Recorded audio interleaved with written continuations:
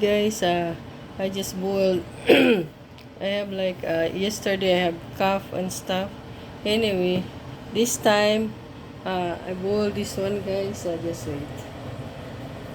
I already this one, guys.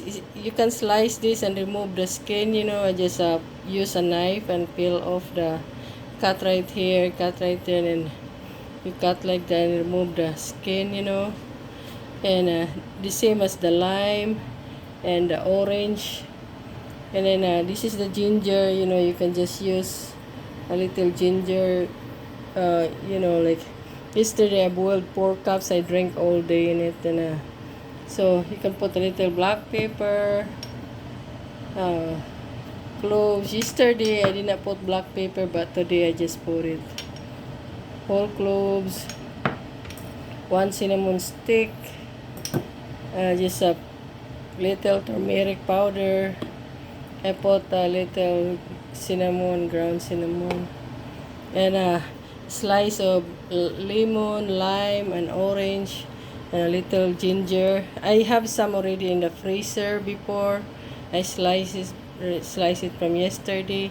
So you can put in the freezer and put in a Ziploc and just flatten up so that you can remove quick the ingredients. And I have another ginger over there. This is a new one. And this is the one. That's it. So, I think you just boiled 5 minutes or something. I'm just gonna put medium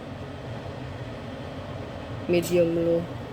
So, this one, guys, there's like that one's a bigger hole in the thing, and the other side has a little. So when I pour, guys, I just use the tiny one, and it strain the chunk, if you don't want to include the chunk in it. So then later I'm gonna put a honey, 2 spoons of honey, whatever you want.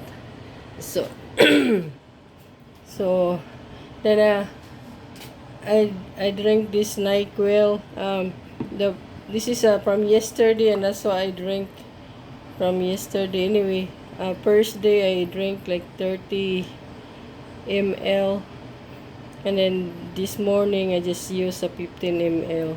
Yesterday I have like a fever, guys. I'm so cold and stuff, and I keep drinking this so my throat are not like bad. So you need to drink that, and it really worked good.